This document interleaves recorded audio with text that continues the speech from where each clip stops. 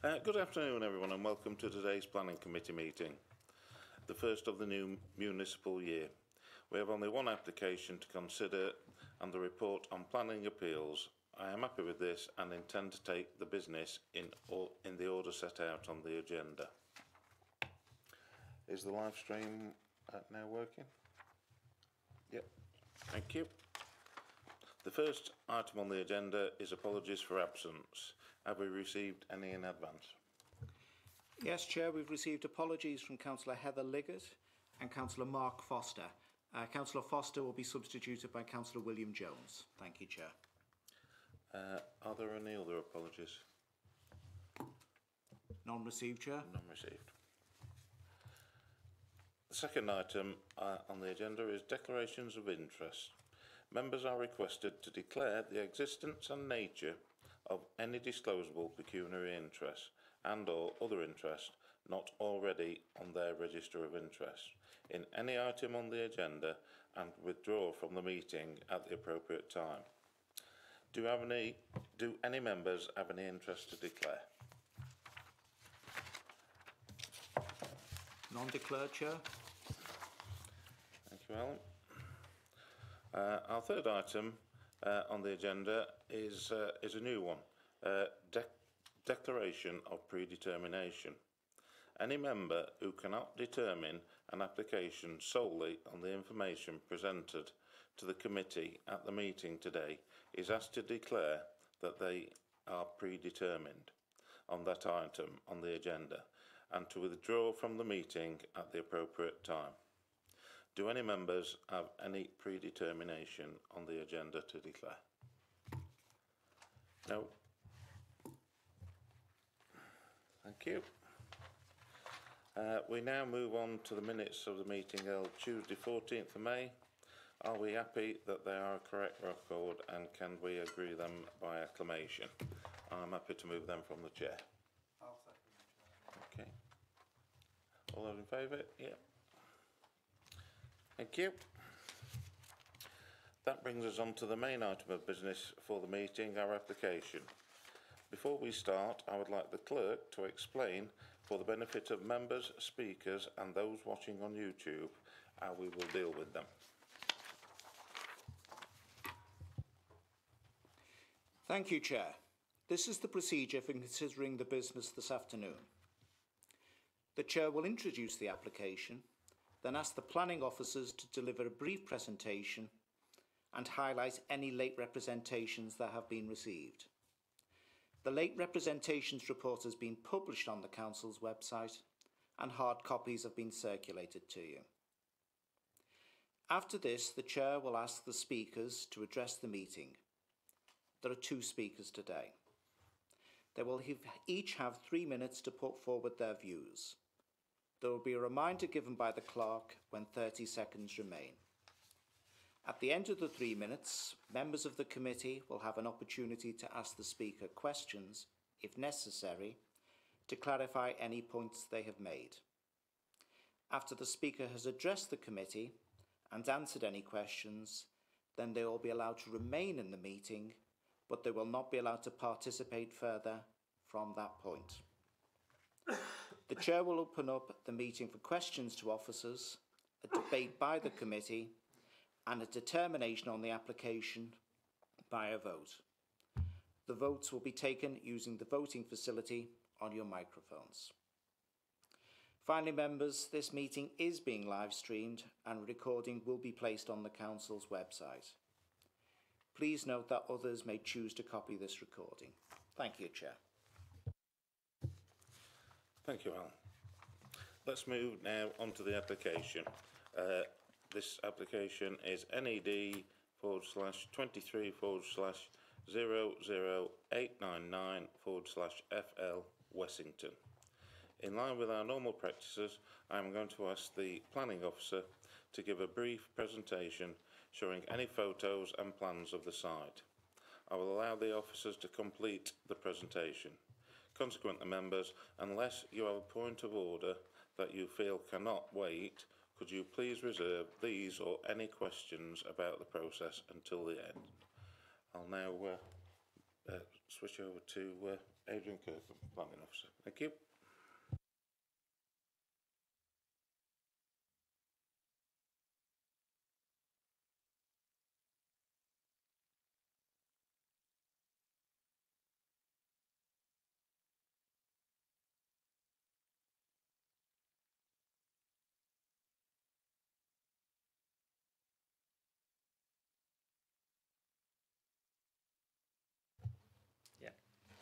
Thanks, Alan.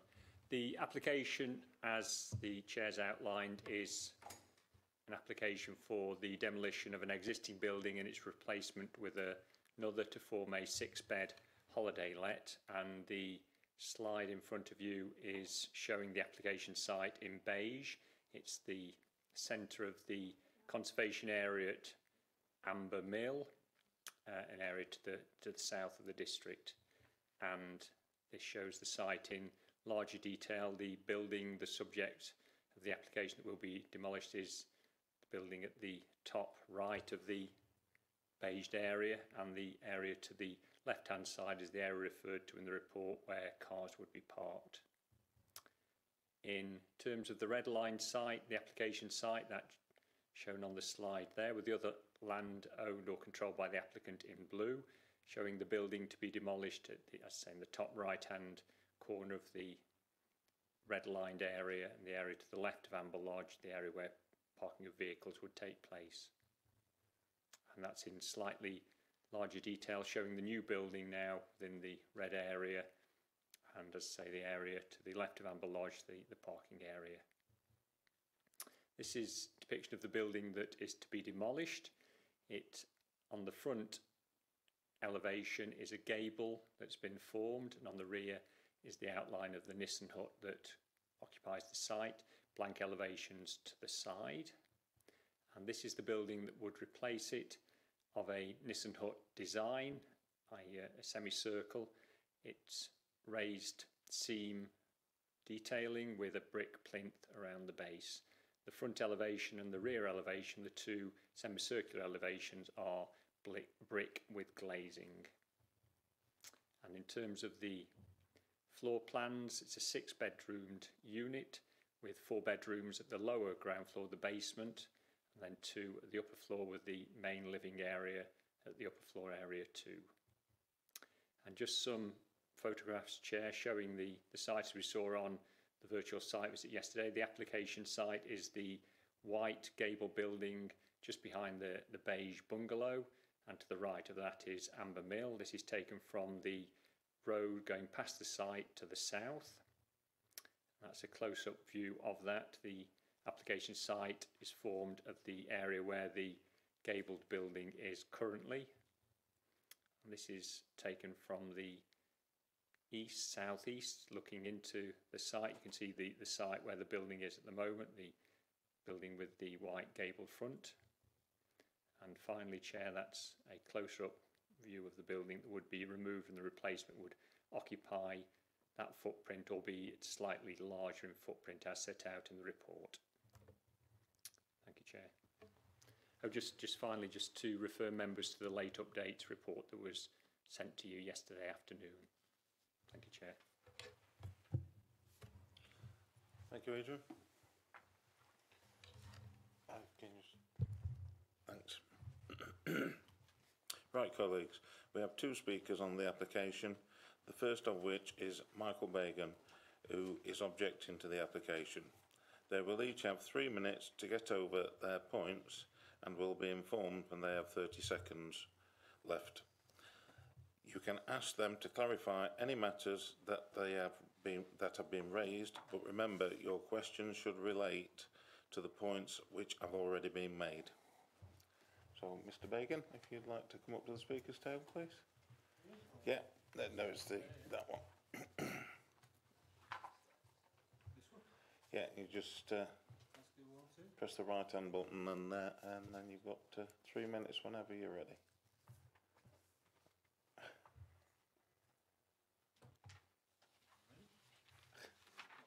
No.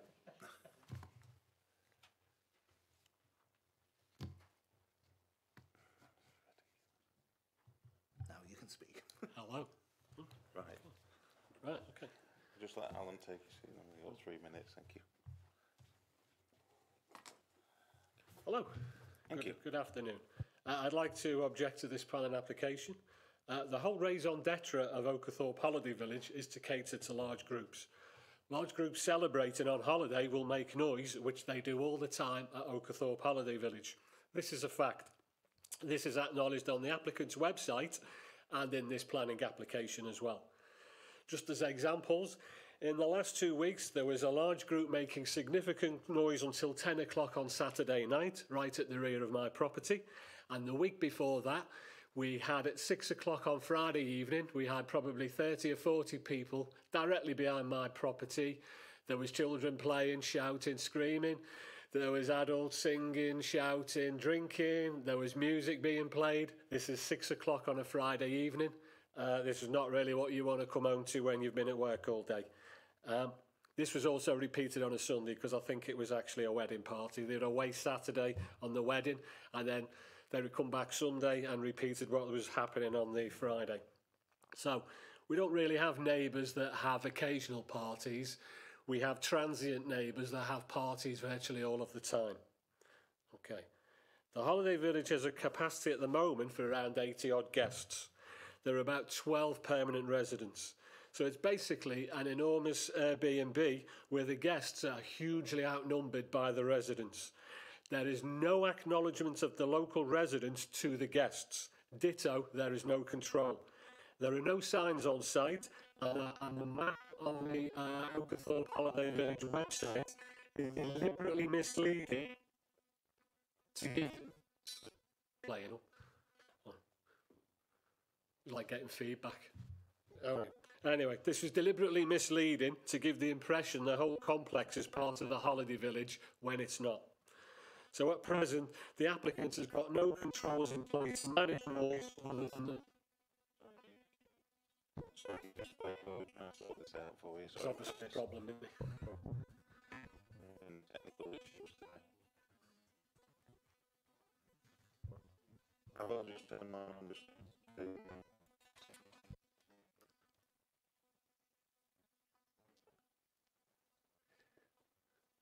Testing 1, 2.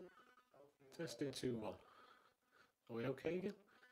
Can I just start that paragraph again? Because obviously it got completely and utterly waylaid. Okay, so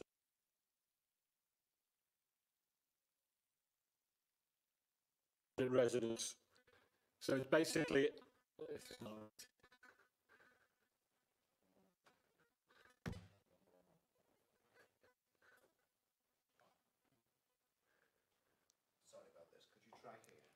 Yeah. I don't need this. I can shout loud enough. I'm sure everyone can hear. I'm used to shouting where I live, believe me.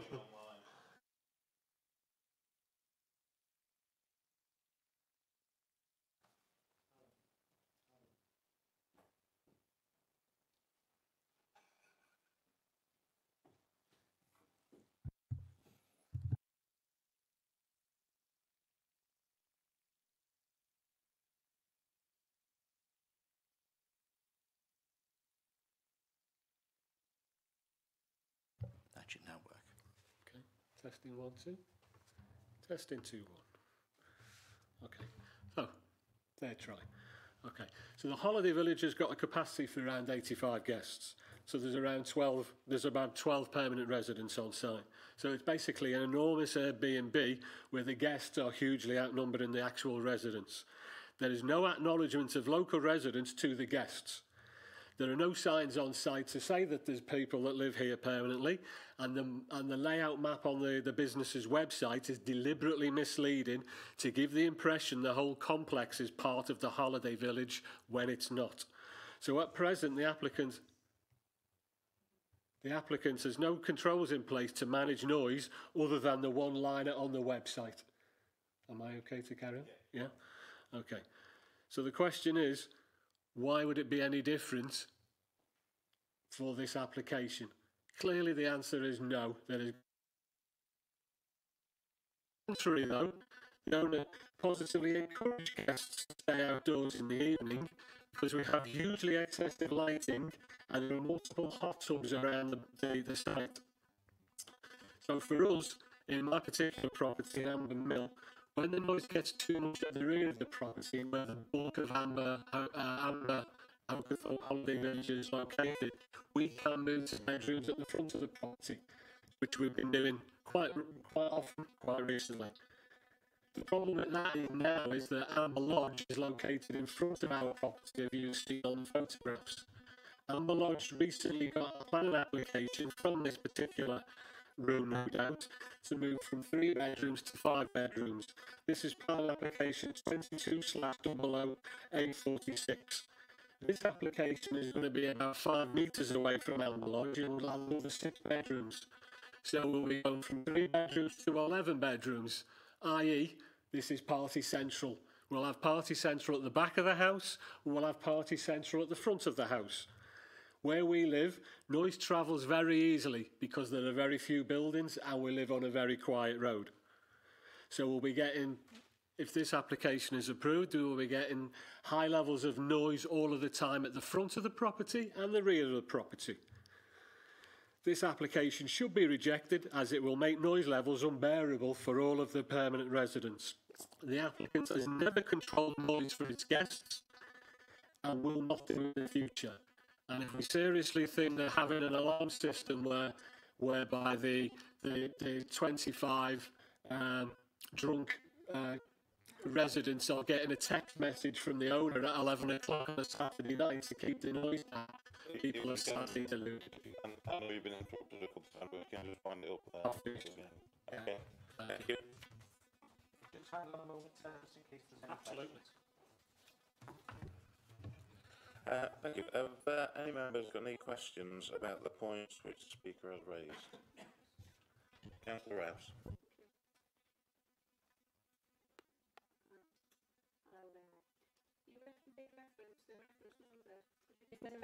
Reference number is 22/00-846/FLH. Right. That, on my notes here, that was refused. Oh. Well, Amber Lodge has got permission to pay for 5 bedrooms, and that was approved last year.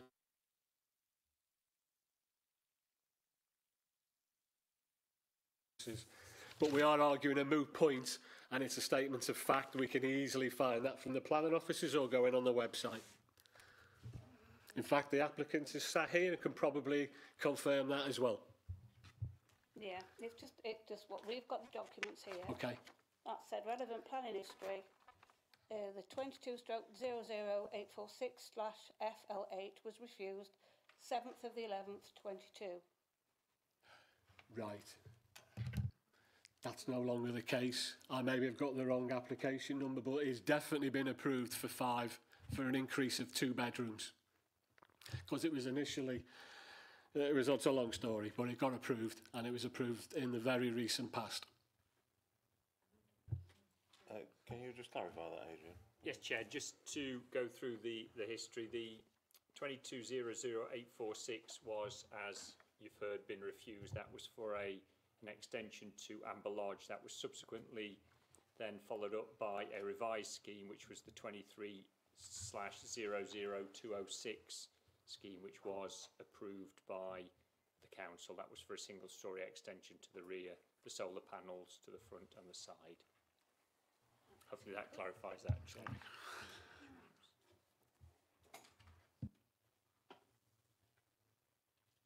Thank you. Do any other members have any questions for the Speaker? Yeah, Councillor Peterson, and then Councillor Jones. Sorry, can you tell me where exactly you live in relation to Amber Lodge, please? I live, if the guys could put the photographs on the screen again, I can show you exactly where. Is that possible?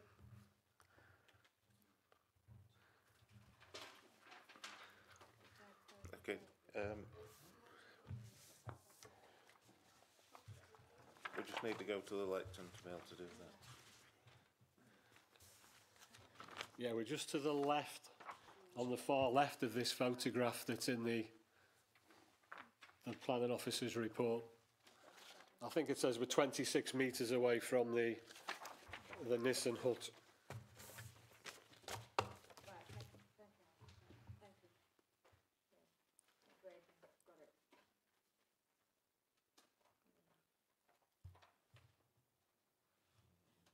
we'll just let Adrian put that on the screen just to identify. So, now if you go back to the original photograph, that's where we live, here. So that window that's been boarded up effectively, that's the split between the guy here, Pete, who actually opposed this application. Unfortunately, he's not in the country at the minute, or he would have been stood here now doing his 3 minutes. So there's myself and Pete either side.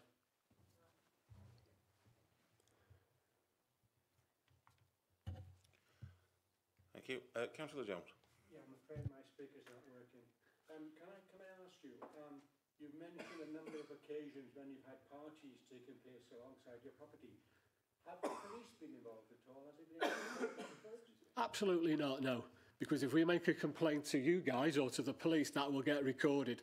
And at the minute, I'm not in a position where I want it on record that I've made a complaint to the applicants. Because when people sell the houses, you have to acknowledge in the buyer's seller's pack that you have had issues with the neighbours. I'm not doing that. Okay. But not until the point where it becomes literally unbearable.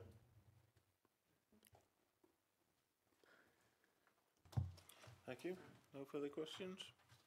If you'd like to retake your seat, Okay, Mr. Baker, cheers. thank you.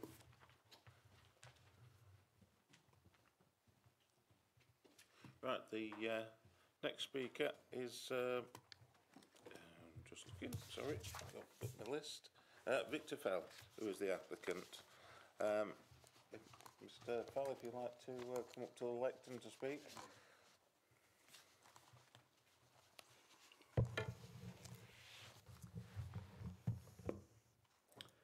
And you have 3 minutes when you're ready. Okay.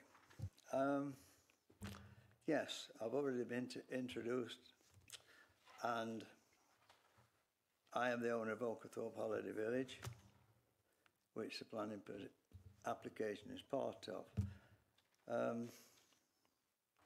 I'm in receipt of the council officer's recommendations, which I'm pleased to hear. And I'm decided to be present to say that I'm fully conversant and agree to the council officer's recommendations as regards the planning proposals. I noticed that it was all positive as far as I'm concerned. I would also like to add that over the last 30 years, I've worked with North East Derbyshire District Council to develop the site known as Oakerthorpe Holiday Village, compliant with detailed instruction from conservation and other planning departments, which for my part I believe I have achieved what is not only properties serving high-end holiday lets, but also in harmony with the local area, and also bringing a boost to the local economy. To this end, I pledge to continue with my dedicated agenda to complete the planning proposal, if it is accepted, to give the best possible desired outcome, with particular attention to parts 7.27 and 9 of the, I think it's council officers, they're known, outlined in the planning proposal recommendations. Basically, as far as I can see, it's been recommended. I would like to, as I've just said, be compliant and do my utmost to make sure, as best I can, that everybody is, as they are already, happy with what I'm doing. If you've got any questions, I'm happy to answer them as best I can. That's it. Thank you, Mr. Bell. Do any members have any questions? Councillor Rouse. Thank you, Chair. Good afternoon. Good afternoon. All I'd madam. like to ask you, obviously, the objection mentions noises. Yes. How would you deal with that noise? We know 6 o'clock, it's a little bit early, but I'm saying if it went on till, say, 11, how would you deal with it? I've already thoroughly described it in my planning application. but I will go over it again if you like. Yes, please. I will use an IT system, which is out there, it's commonplace, to monitor sound levels, occupancy levels, among other things, of every property, especially the new submission. I have, for many years, if you look on the Oakthorpe Holiday Village website, specified to anyone that wants to book a holiday that if they want to make a noise, go somewhere else. And I've put it as bluntly as that. And in big red italics, if you make a noise after 10 o'clock, you'll be fined £500. I've had to implement that twice. And it's not because it was going on and on and on. I just finished them, and it is, I'd assure you, a great deterrent. People that come along, because it's a high-end holiday let, if you like, are people of more substance. They're educated, they're understanding, they're polite. And moreover, well, as I've already said, I don't get what could be said riffraff, nothing against that. I don't get hen parties, I don't get stag parties. I might get a wedding group, but again, they are monitored. And they are really aware of making noise after 10 o'clock, as you would and anybody else would. And that's, if you like, the way I police it, way I always have done. I mean, I'll take exception from someone saying they were making noise at 6 o'clock because I was tired when I come home from work.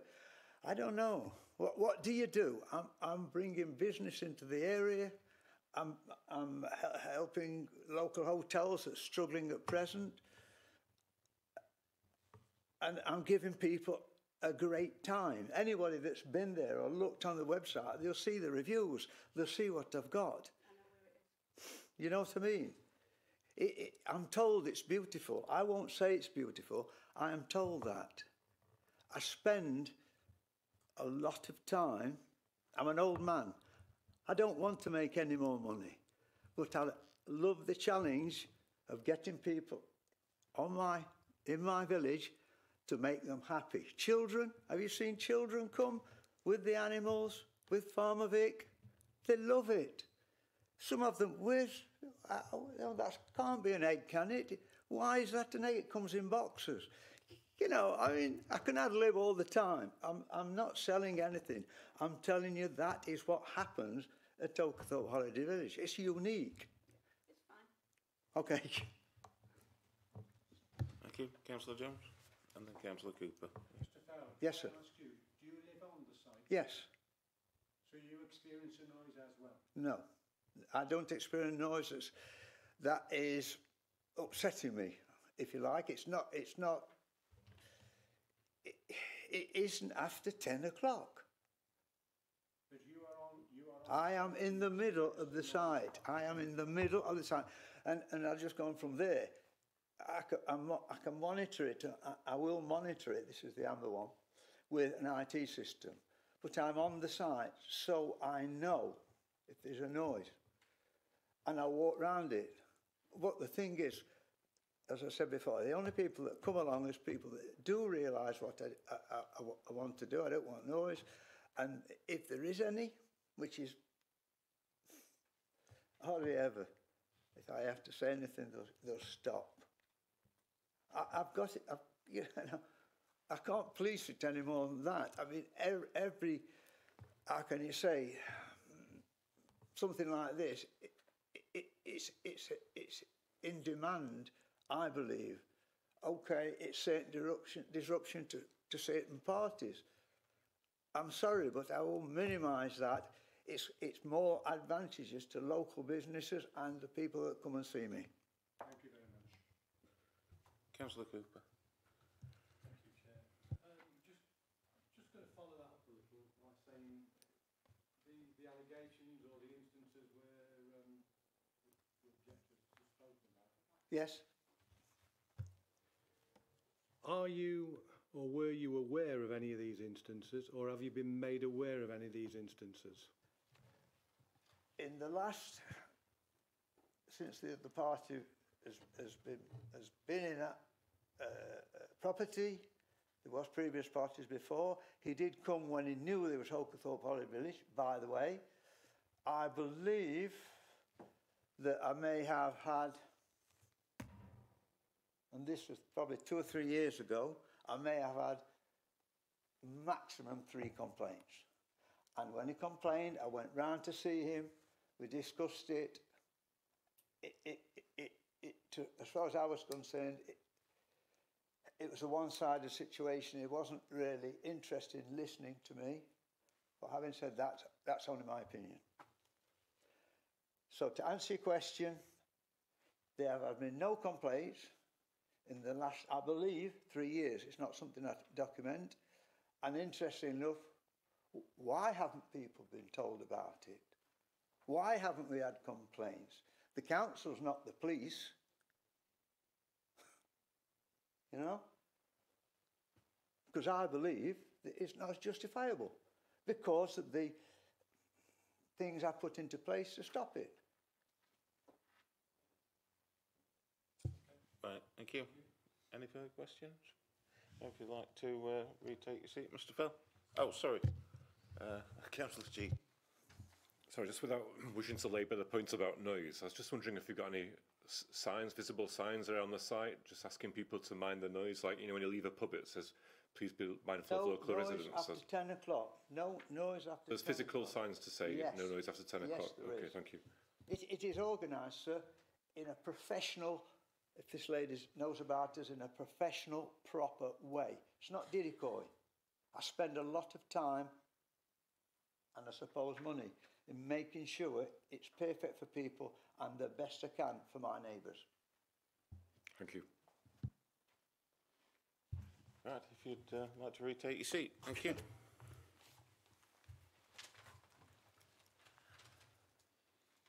Right then, colleagues, you'll now have the opportunity to put questions to officers about the application. As always, I would like to keep this part of the proceedings focused on getting clarity about the points you are not sure of. Once we have done this, we can then have our discussion about the application based on all that we have heard and read. So, any questions for officers? Councillor Cooper.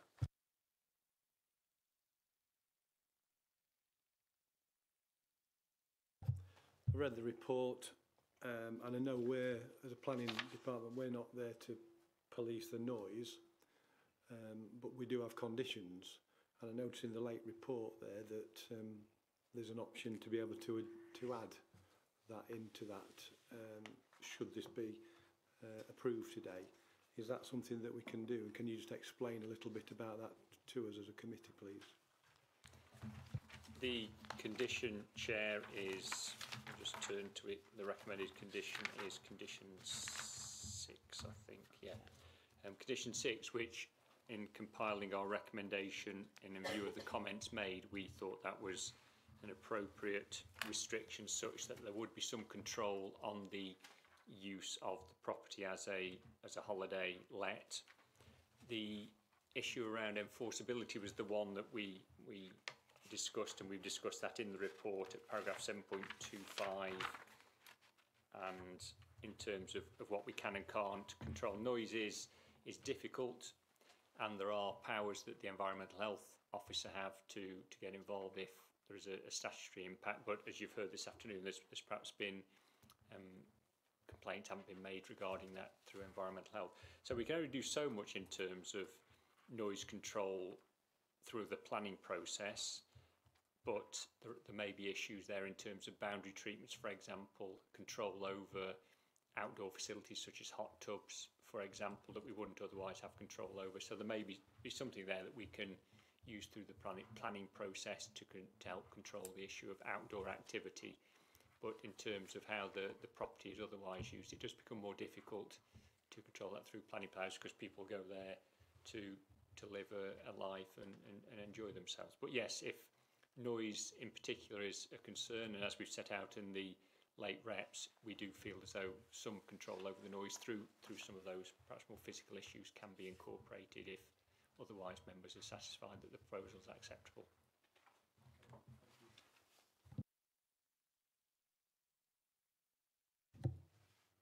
Other questions?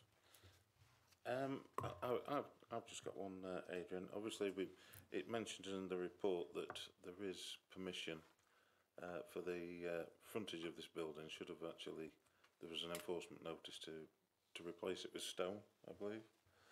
That hasn't been done, which is obviously, that's from 2014. And there's also the removal of the window on the front. And I noticed from the new application quite a lot of the frontage is glazed. And just after clarity on why that's been allowed. I'll just ask Alice, Chair, if this is incorrect, just to chip in. But in 2014, as you're aware, there was permission granted to alter the building, and that incorporated the gable on the front, and that's been partly implemented. So there's no, as far as I'm aware, there's no compulsion that is finished, but that permission has been partly implemented. Yes, that incorporated the provision of the door that you've seen on the photographs earlier on, and yes, that would be replaced by that glazing on the front. As officers, we consider that design an acceptable feature because it follows the general shape and configuration of the building, but that would be a consideration for you, Chair, as Planning Committee, whether you think the design of the building is appropriate and is complementary to the conservation area. Hope that answers your question. Yeah, thank you, Adrian. I suppose that is my question really, is does it enhance the character of the conservation area? I don't know what other members think on that. Councillor Cooper. Thanks, Chair. Just following on from that, so the current Nissan Hut is about 80 years old. Obviously, it's from the photographs. Obviously, it looks well worn, shall we say? Is the intention that the new build will take that same over a period of years? Will that take the same look, i.e., a rusted sort of barn type look? Is that the intention from word go, that it will not deteriorate, but it will take on a different facade over a period of years? The building will undoubtedly weather over time. Whether that's the intention of the applicant or not, whether that's a positive intention, I don't know. In terms of the structure, the building will have been there for probably about that time, about 80 years since the Second World War, and therefore it has some historic relationship to the site, albeit not to the longer term in terms of the mill and all the associated activity. Again, the issue, Chair, is one for Planning Committee to consider, is whether the design of that building is compatible with its conservation area status, whether it at least preserves the conservation area. That's your statutory responsibility. And as officers, we've taken the view that the design of the building will be reflective of that historical form that occupies the site, i.e. the Nissan Hut, and therefore we've carried that forward in terms of the overriding character of this site is neutral in conservation area terms in our view, and we think the new building would also be neutral but be no worse than the existing. But that is another consideration that you need to put your minds to in terms of the impact on the conservation area, and any new development should at least preserve, have no harmful impact on the conservation area. But that's our reasoning as officers, Chair. Thank you, Adrian. No further questions from the officers? Thank you for that. This leads us on the final part of the process, our discussion about what we heard, what we think and what we want to decide. But before going any further, I would like the clerk to remind us about motions. Thank you, Chair. Please bear in mind, members, that a motion must be moved and seconded before a vote is taken. If an amendment to a motion is moved and seconded, then the amendment will be voted on first. If a motion is to be moved which goes against the officer recommendations, then the member who has moved the motion must give the reasons for doing so. The reason for moving a motion against officer recommendations should comprise the relevant planning issues and be supported by evidence as necessary. If a motion to reject officer recommendations falls, or in other words, it is not passed, that doesn't mean that the recommendations are automatically approved. Rather, you will need to take a positive decision through a further motion in favour of the recommendations or a different course of action. This will need to be approved by the committee through another vote. Thank you, Chair. Thank you, Alan. Thank you, Alan. I'll now open the floor for debate now. Microphone's on. Councillor Hancock. Thanks, Chair. I mean, in terms of design, I actually like the design. I think it's quite a smart one, and I think it would be a considerable improvement on what's there.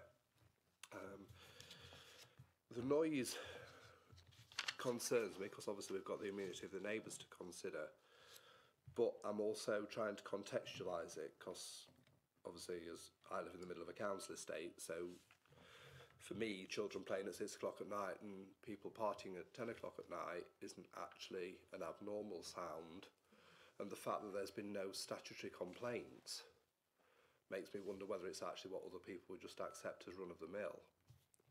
So I think, in my head, given the fact that there have been no formal complaints, I'm finding it hard to see this as being a statutory nuisance. So I think it could be controlled by the conditions that we've got in place. So I know we're not at motion stage, but I'm minded to support officer recommendations on this one. Anybody else?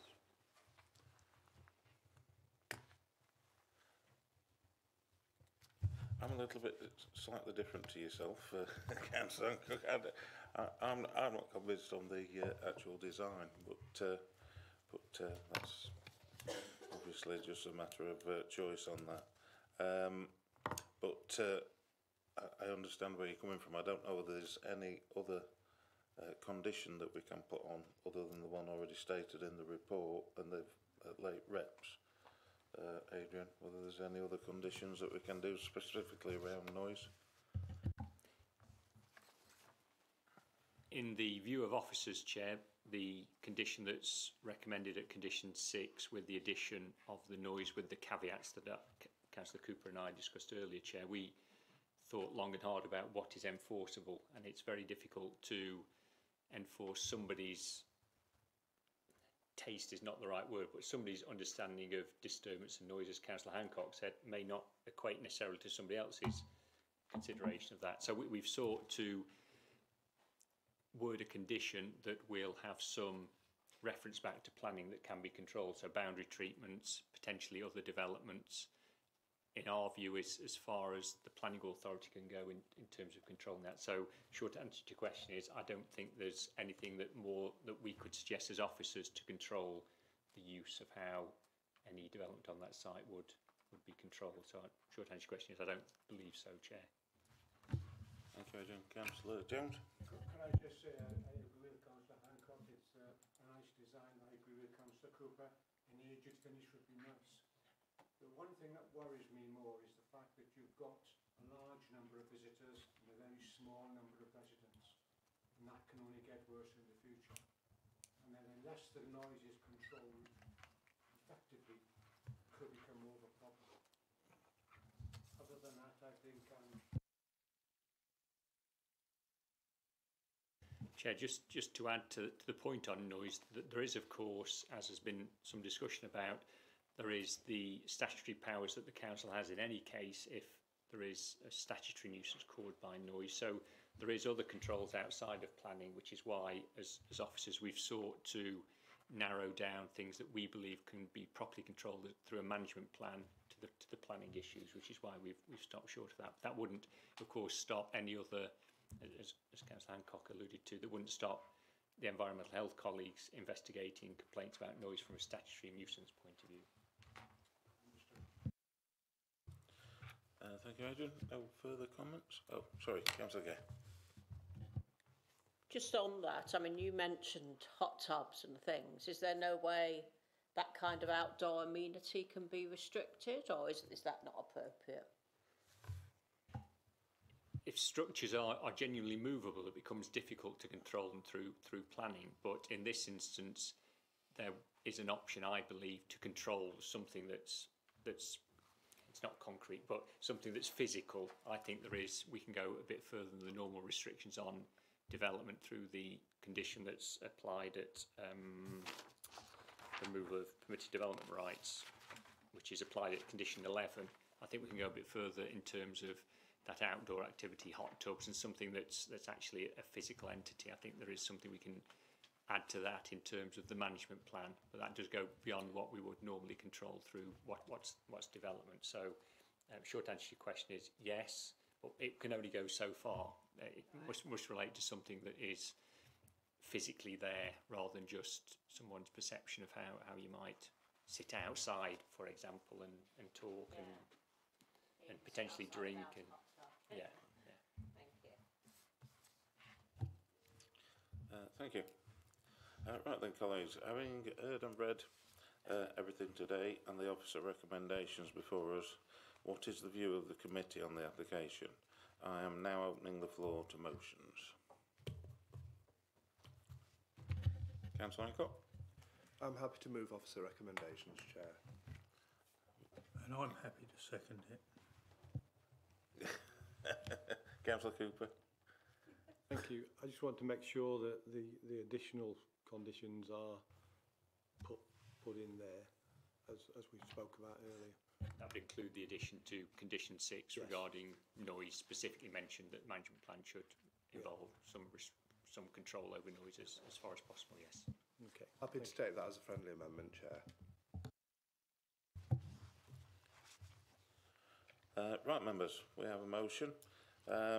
Before we move to the vote, I would like the clerk to read out so we are all clear on what we are voting on. Right then, Chair. As I say, it is to approve officer recommendations subject to greater clarification, specifically on condition 6 relating to noise. Is that the essence of it, members? Thank you, Chair. Right, if we can now take that to the vote then, please. Is the machine working? Oh, yes. This should work in a second, Chair. Yeah. Mine's not working. In favour. Right then, members, I do apologise for this, but we were going to carry out the vote through a roll call.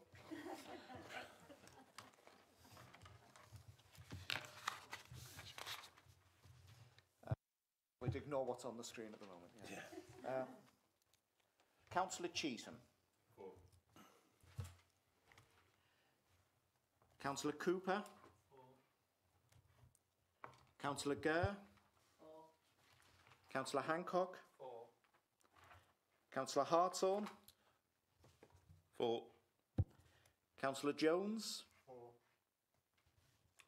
Councillor Lacey. Councillor Peterson. And Councillor Rouse. That's unanimous, Chair. The motion has passed.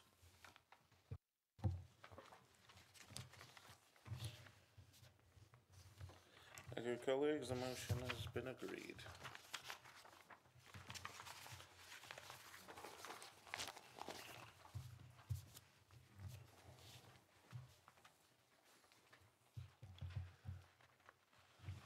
Right, we now move on to item 7 on the agenda.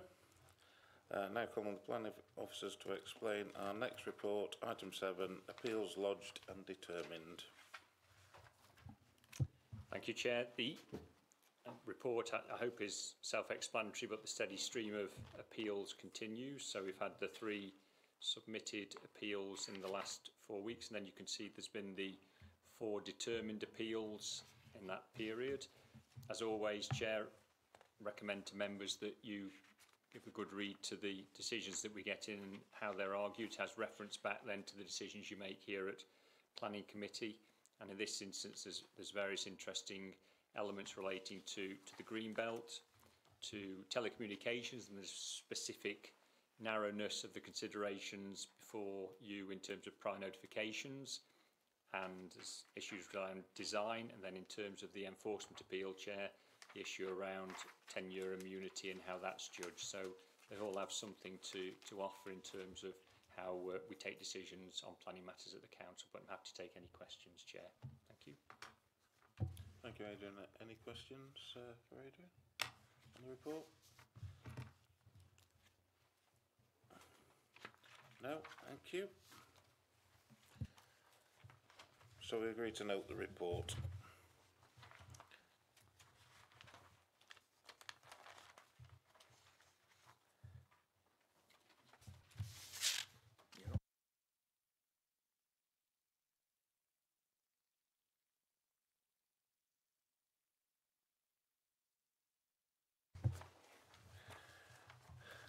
Right, colleagues, I have no urgent business. I declare the meeting closed. Thanks everyone for attending.